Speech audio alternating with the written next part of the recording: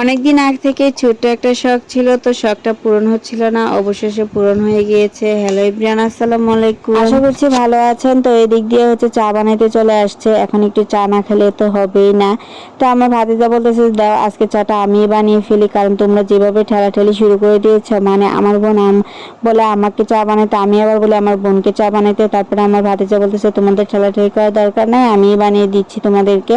তারপরে হচ্ছে গিয়ে আমার ভাতিজা চা পাতি দিয়ে দিল, একটু অল্প অল্প করে দিচ্ছিল। পরে আমি বললাম এত কম দিচ্ছ কেন, আরো দে আরো দে।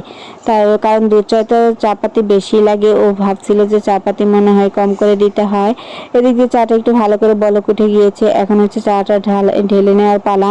তো একটা স্টিলের মগের ভিতরে ঢেলে নিচ্ছি, যাতে করে এটা যখন কাপের ভিতরে চাগুলো ঢালবো তখন যেন বাইরে না পড়ে যায়। আর এতে কিন্তু বেশ ভালোভাবে চাগুলো ঢালা যায়, দেখতেই পাচ্ছেন কতটা সুন্দর হয়ে চা ঢালছে। এদিক দিয়ে এই কাপটার ভিতরে হচ্ছে আমার মামার জন্য চা রেডি করে রেখে দিয়েছি, উনি নামাজে গেছে, নামাজ থেকে এসে তারপরে খাবে। তো আমরা চাটা খেয়ে তারপরে চলে আসলাম হচ্ছে এখন মাথায় একটু আমি তেল দিব, সে কারণে এখানে আমি হোমমেড তেল বানিয়ে নিয়েছিলাম, ওই তেলটা মাথায় দিয়ে দিয়েছি। আর তারপরে এই যে এই তেলটা দেওয়ার পরে কিন্তু আমার মাথায় চুল পড়া অনেকটাই কমে গিয়েছে, যেহেতু আমি নিজেই বানিয়েছি, খুব ভালো হয়েছিল। এখানে আজকে একটু বাইরে গিয়েছিলাম, তো একটা ঝুড়ি নিয়ে এসেছি খেলনা রাখার জন্য। আর এখানে একটা বাটি সেট আছে, আর হচ্ছে আমার ছেলে হচ্ছে ক্লো নিয়েছে। তো সে হচ্ছে অনেকদিন থেকে আবার বায়না, বাইরে গেলে তাকে ক্লে বিভিন্ন রকমের খেলনা এগুলো কিনে দিতে হবে। ঘরের ভিতরে কিন্তু অনেক খেলনা আছে, তারপরেও দেখা যায় তার আবদার শেষ হয় না, নিয়ে যে অযথাই রেখে দিবে। তারপরে হচ্ছে আজকে তার বাবাকে যেহেতু পাইছে, তো তার বাবাকে বলার পরে তার বাবা তাকে কিনে দিল। তো আমিও বললাম যে আমাকে এটা কিনে দাও, তো সে বলতেছে যে তার কাছে নাকি টাকা নাই, সে দিতে পারবে না। তো আমার কাছে ছিল 150 টাকা। তো পরে আমি বললাম বাদ বাকি যে টাকা লাগে সেগুলো কিন্তু তোমাকেই দিতে হবে। পরে বললো আচ্ছা ঠিক আছে, আর তো বেশি দিতে হবে না, মাত্র 50 টাকা।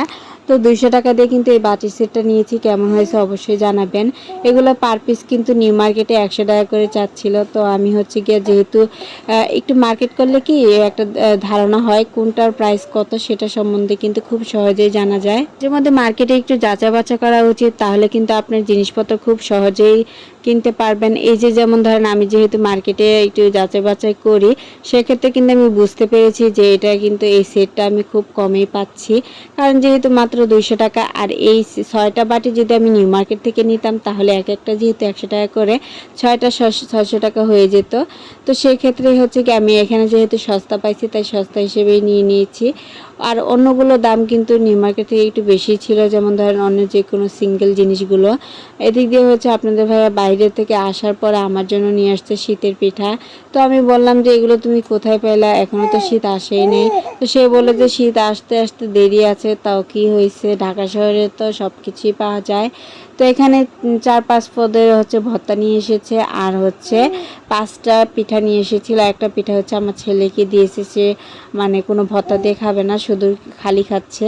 আর আমি এখন খাবো এগুলো দিয়ে। তো আমার মেয়েকে দিচ্ছিলাম যে খাওয়ার জন্য, ও খাচ্ছে না, কারণ জ্বর মাত্রই ভালো হয়েছে।